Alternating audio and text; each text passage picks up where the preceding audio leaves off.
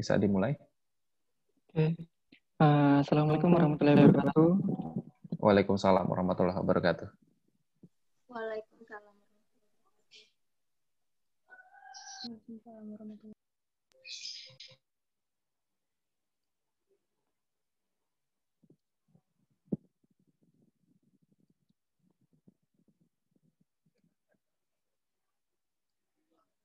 Ya, di sini saya mewakili dari KKN kelompok 2 Bangkalan.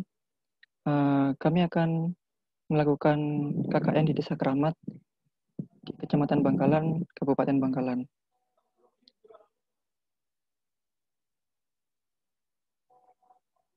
Dan ini ada anggota kami. Mungkin mau diabsen dulu, Pak. Boleh. Anindya Sadarosanti hadir?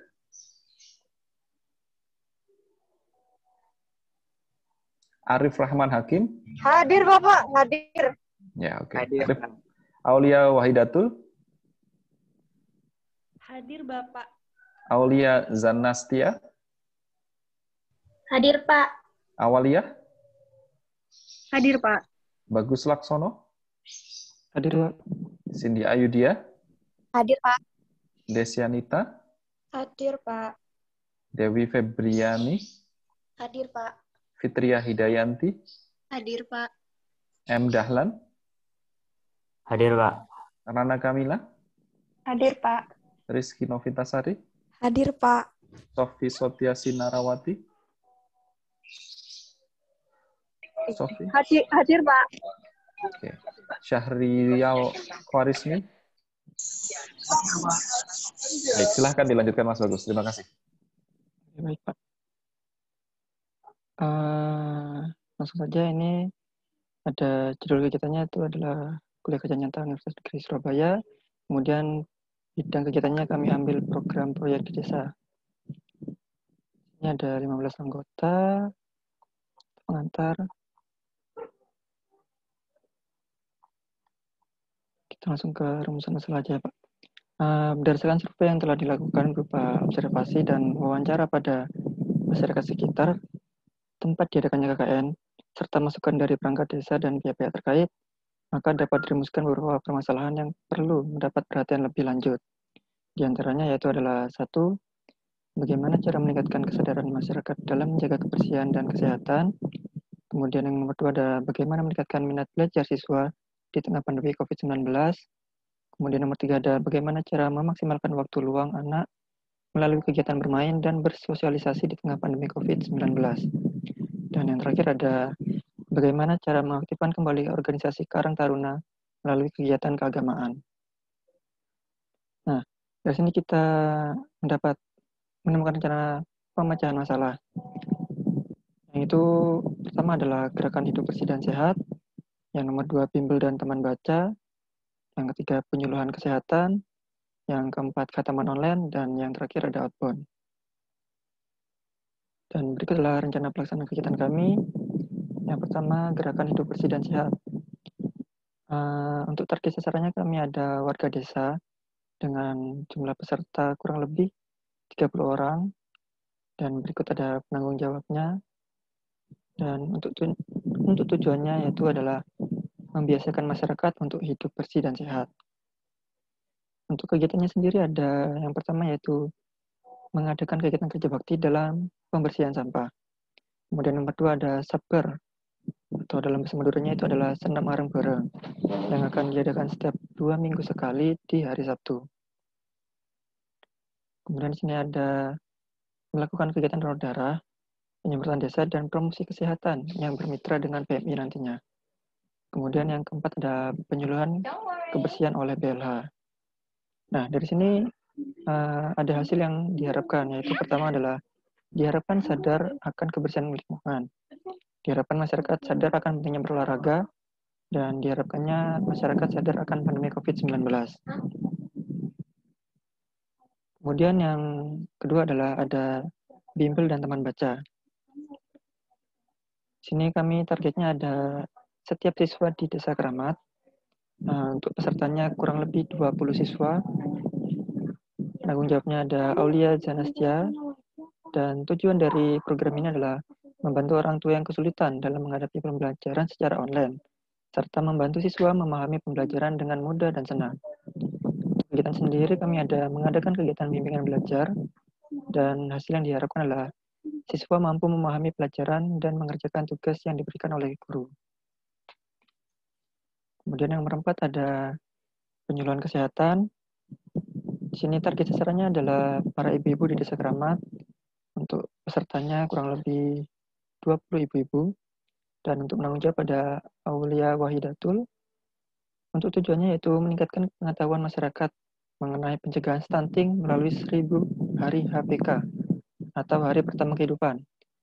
Untuk kegiatan sendiri ada sosialisasi dan promosi pencegahan stunting melalui 1000 HPK. Dan hasil yang diharapkan yaitu meminimalisir tingginya angka stunting yang hal ini juga merupakan salah satu program PRO-PN. Yang kelima kami ada Hataman Online. Target sasarannya itu adalah Karang Taruna. Jumlah pesertanya kurang lebih 30 pemuda. Untuk menanggung jawab pada M. Dahlan. Tujuannya itu adalah mempererat tali silaturahmi dan mengisi waktu luang dengan kegiatan bermanfaat. Untuk kegiatannya sendiri yaitu adalah membaca Al-Quran. Dan untuk hasil yang diharapkan yaitu adalah dapat menghatamkan minimal 1 kali dalam bulan suci Ramadan. Dan yang kedua adalah memotivasi karakter untuk lebih aktif lagi ke depannya. Dan yang terakhir ada outbound. Target sasarannya itu adalah anak-anak. Jumlah pesertanya nanti ada sekitar kurang lebih 20 anak. Di penanggung jawabnya ada Anindya Sadarosandi. Dan tujuannya itu adalah melestarikan permainan tradisional. Dan untuk kegiatannya mengadakan permainan kubik sodor, lompat tali, tanjakan olahraga, dan tarik tambang. Untuk hasil yang diharapkan kami ada agar anak-anak ini dapat melestarikan permainan tradisional dan anak tetap dapat bergerak aktif walaupun dalam masa pandemi dan tentunya mengurangi anak untuk kecanduan menggunakan smartphone. Berikut ini adalah ini masa kami selama KKN di Desa Keramat. Untuk pembukaannya kami ada rencana tanggal 10, Pak. Ini kemarin sempat dibicarakan dengan Bapak Kades. Untuk pembukaan nanti dari perangkat desa dan Kades juga lainnya ada sekitar 20 orang dari pihak desa. Nanti juga ada dari kita. Dan ini lini masa yang lain.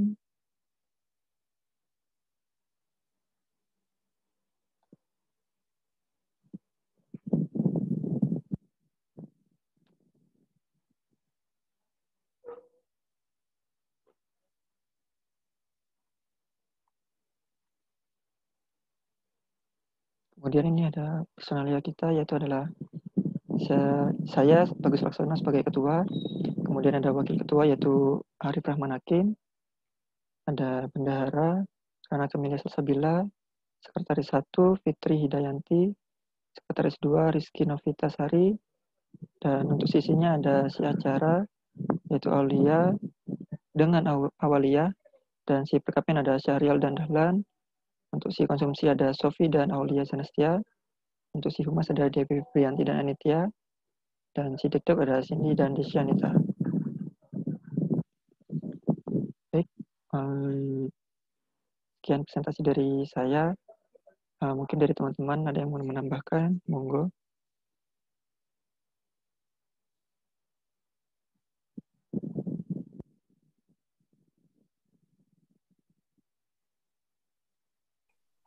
Silakan kalau ada yang ingin ditambahkan dari anggota atau personel kelompok yang lain.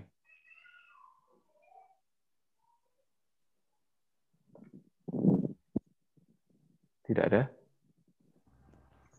Iya, Pak. Saya Aulia. Silakan Mbak Aulia. Ya, sebelumnya maaf Pak, off-cam karena jaringannya kurang stabil. Jadi mungkin beberapa kegiatan dari kelompok 2 ini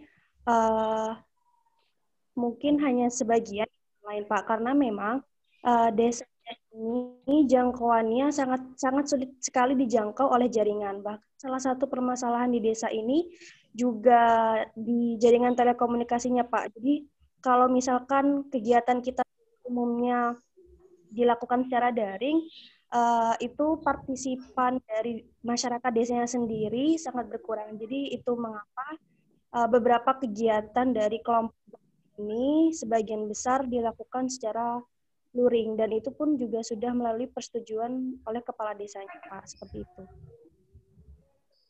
Baik. Oke. Itu yang mau saya tanyakan tadi sebenarnya ya. Begini.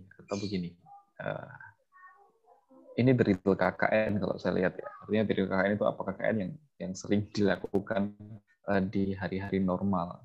Ya, biasanya mereka fokusnya ke proyek desa dan ada kegiatan-kegiatan yang memang melibatkan langsung masyarakat atau warga desa tersebut.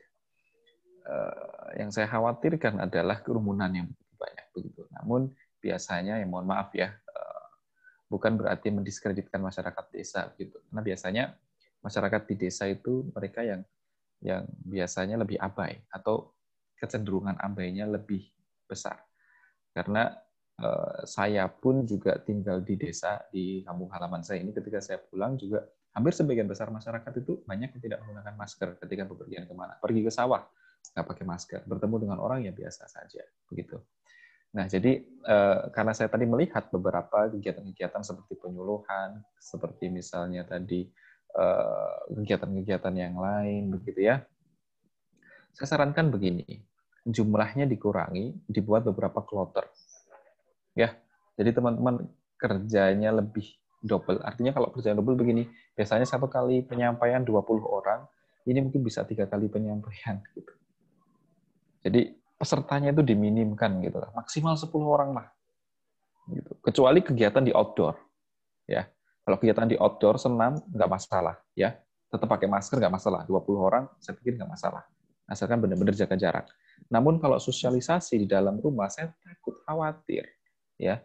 Khawatir ada sebagian warga yang lalai, dibuka maskernya di dalam ruangan, itu potensinya ketika mungkin 20, 30, kita tidak pernah tahu kalau misalnya ada rapat itu ada berapa. Teman-teman bolehlah bilang, aduh Pak Galih kolot atau yang lain sebagainya. Tapi saya hanya menyampaikan, meneruskan apa yang kemudian disampaikan oleh tim KKN pusat. Bahwa sebisa mungkin tetap dipantau, tetap diarahkan agar meminimalisir. Contoh misalnya pengumpulan massa, atau bahkan mungkin kegiatan-kegiatan yang bisa menimbulkan pelanggaran protokol kesehatan. Saya tidak masalah teman-teman prokernya bagus, karena saya juga memahami di setiap desa, apalagi di desa kalau misalnya di desa yang teman-teman pilih itu mungkin ini ya apa namanya jaringannya terkendala, sehingga teman-teman kalau dijadikan kegiatan daring mungkin akan kesulitan. Namun, saran saya, kalau misalnya terkait dengan penyuluhan kesehatan ini kan 20 ibu-ibu, bisa naik lagi ke atas program-program kerja yang lain yang berkaitan dengan banyak orang, Mas Bagus. Nah, apalagi ini nih, hidup bersih dan sehat ini nih saya yang paling khawatir di sini nanti kalau kerja bakti, ya. Kalau kerja bakti ini saya paling khawatir karena ini lebih dari 30 orang pasti gitu. Prokernya bagus. Ya, prokernya bagus. Namun bagaimana ya? Saya khawatir saja begitu. Ya, jadi bagaimana? Kan di desa itu luas, Pak. Jadi kenapa kita mengambil target sedikit banyak? Karena desa itu luas, jadi nanti kita bikin spot-spot tempat mana yang perlu untuk dibersihkan, nanti dibagi gitu. Jadi tidak kumpul dalam satu spot gitu, Pak. Oh begitu ya. Kalau begitu ini langsung di dalam rencana pelaksanaan kegiatannya itu dibagi berapa spot, nanti per spotnya ditentukan berapa orang. Jangan langsung jumlah pesertanya 30 orang seperti ini. Minimalkan bahasa-bahasa yang membuat orang ketika membaca dia menjadi rancu. Gitu ya. Saya ketika membaca ini kan rancu, 30 orang, banyak sekali loh. Gitu. Nah, jadi teman-teman didetailkan sedetail-detailnya. Gitu. Saya kalau nggak tanya seperti ini nggak akan tahu kan. Misalnya teman-teman dibagikan ke dalam beberapa spot, gitu ya Mas Bagus ya. Ya. Nah, teman-teman dijelaskan secara detail di dalam proposal ini. Contoh misalnya target sasaran warga desa, tempatnya berapa, lokasi, misalnya sudah ditentukan, ya di dusun ini, atau di jembatan ini, atau di sungai ini, di masing-masing titik itu melibatkan misalnya hanya 7 atau 6 orang. Misalnya, ya. Nah, dengan demikian kan 30 orang ini penyebarannya akan lebih jelas dan juga protokol kesehatannya akan bisa lebih diterapkan. Dan tidak ada pertanyaan ketika orang membaca proposalnya ini.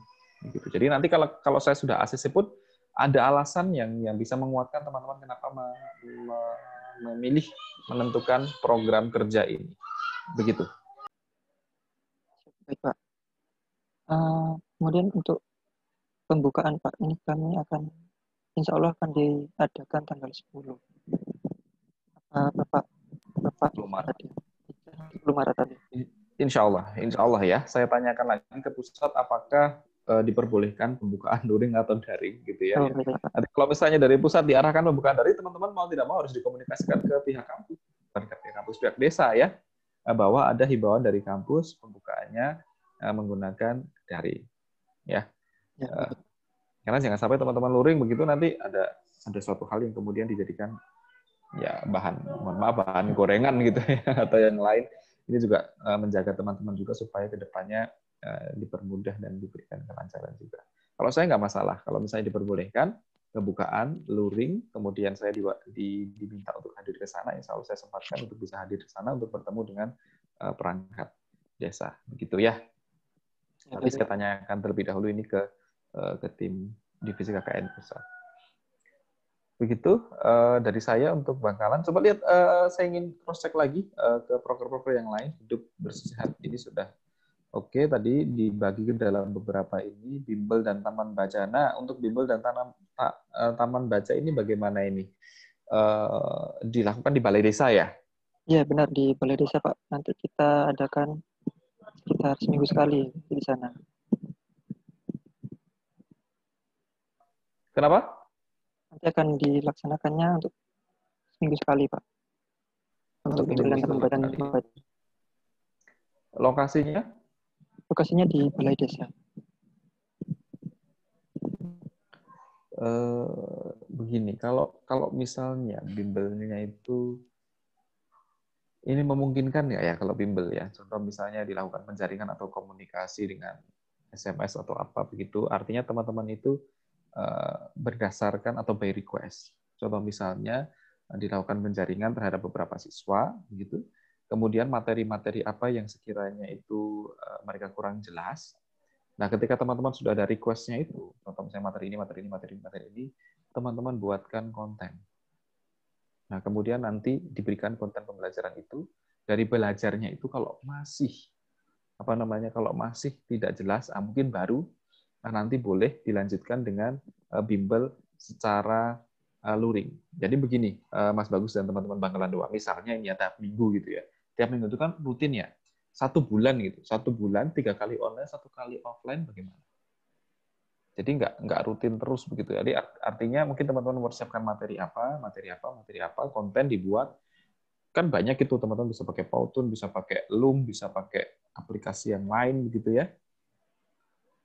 Disesuaikan. Nah, nanti tapi ya memang kalau kaitannya dengan itu ya teman-teman tidak bisa interaksi secara langsung ya, tidak bisa interaksi. Dikurangilah paling tidaklah 2 kali online, 2 kali offline. Ya. Jadi kalau setiap minggu terus-terusan luring, atau ya saya khawatir aja. Karena ini siswanya juga banyak. Lagi-lagi anak-anak gitu ya. Makanya tadi di kelompok yang satunya juga saya tanyakan anak-anak begitu kan, karena lebih riskan. Kalau orang dewasa mungkin lebih ini ya teman-teman ya, lebih bisa untuk diarahkan gitu. Nah, misalnya teman-teman Bapak Ibu ketika pelaksanaan kegiatan ini mohon tetap menjaga protokol kesehatan dengan cara menggunakan masker. Tapi kalau anak-anak dikasih tahu kayak gitu kadang-kadang kan juga lalai juga gitu ya. Saya nggak mau nanti kalau misalnya ada permasalahan atau kasus anak-anak di sana kena COVID itu yang disalahkan teman-teman gitu. Karena ini seperti buah si malakama benar-benar ya, benar-benar seperti buah si malakama. Walaupun itu adalah permintaan dari desa, tapi kalau ada sesuatu kan yang bertanggung jawab teman-teman juga kan. Ya kan? Walaupun permintaan desa teman-teman nurutin nih, oke nurutin gitu ya. Kemudian nanti terjadi sesuatu di sana. Siapa yang disalahkan? Masa mereka mau menyalahkan diri mereka sendiri? Nggak mungkin. Yang pasti disalahkan kan ini gara-gara KKN ini orang tuanya. Bisa jadi seperti itu. Nanti laporkan ke kampus. Nanti viral lagi, digoreng lagi. Ya. Jadi, tapi jangan tiap minggu. Ya. 2 minggu sekali, nggak apa-apa. Bisa dipertimbangkan. Masukkan juga pembuatan konten di sini. Apakah konten itu harus daring? Kan enggak. Teman-teman lokasinya di sana, di permainan atau bikin apa ya, konten-konten tertentu lah, video yang mungkin membuat siswanya itu mudah untuk menangkap.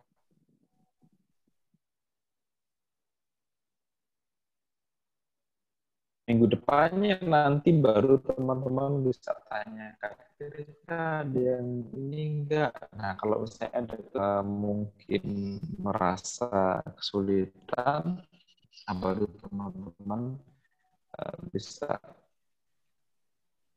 gunakan atau bisa di apa namanya,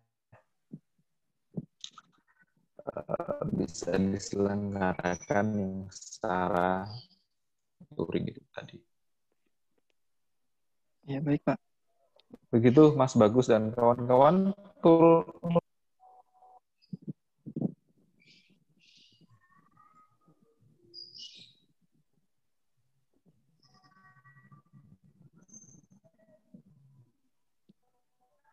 Turun. Maaf, delay nampaknya ya. Ya, delay, Pak. Ya, delay, Pak.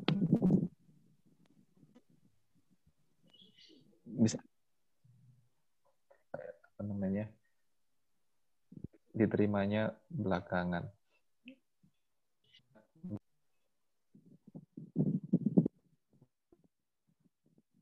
Coba saya matikan. Ini sudah jelas sekarang? Ya, jelas, Pak. Iya, Bapak. Coba agak turun, Mas Bagus. Stunting, oke. Ibadah, khataman online. Ini Ya, pas bulan puasa ya. ya benar, Pak. Aduh, teman-teman kenapa membuat kegiatan yang mengumpulkan massa semua? Aduh, gimana ini ya? Ini untuk yang khataman online ini hanya sekali di bulan Ramadan, Pak. Jadi sekali tapi 30 pemuda di satu masjid itu kan juga banyak, Mas. Apalagi kalau baca Al-Quran nanti kan biasanya kan lepas masker. Kecuali khataman online itu. Tapi kan tadi teman-teman kendala ini jaringan di sana. Gimana ya?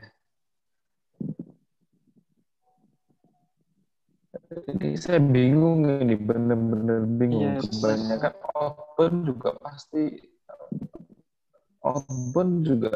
di ini kan apa namanya, secara fisik gitu ya. Salah satu kajurnya dan kaprodinya bahwa mereka diberi info oleh mahasiswanya KKN-nya itu luring, dan itu diprotes keras oleh kaprodi itu. Karena himbauan atau yang beliau terima ketika awal-awal KKN itu dilakukan secara daring, kualitas sebagian besar daring. Dan saya tadi ditembak langsung, gimana ini Mas kok seperti ini? Ya, saya sadari di beberapa mahasiswa bimbingan saya, terutama teman-teman ini ada yang survei, dan ya ternyata ada juga ini kegiatan-kegiatan yang seperti ini. Gimana nih kalau kayak gini nih? Atau begini, nanti coba saya komunikasikan ya dengan Pak Jaki, sekretaris KKN. Kalau mayoritas kegiatannya itu luring, ya diperbolehkan atau tidak gitu. Karena memang targetnya kan awalnya kan kemarin kan kegiatannya kan sebisa mungkin kan daring ya, sebagian besar ya, sebagian besar daring begitu. Namun kalau luring bagaimana? Nanti saya coba tanyakan lagi ya untuk kelompok Mangkalan 2 ini ya. Ya baik, Pak.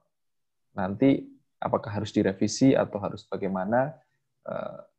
Insya Allah 2 hari inilah nanti saya tanyakan, besok saya informasikan. Ya. Ya, baik, Pak. Oke, saya pikir itu untuk kelompok KKN Bangkalan 2. Terima kasih banyak atas pemaparannya Mas Bagus dan teman-teman yang lain, Mbak Alia, Mbak Zanastia, dan yang lain yang tidak bisa saya sebutkan ya. Terima kasih. Kita mungkin bisa akhiri untuk presentasi proposal KKN kelompok Bangkalan 2. Ya, baik Pak. Terima kasih. Terima kasih Pak. Sama-sama, terima kasih.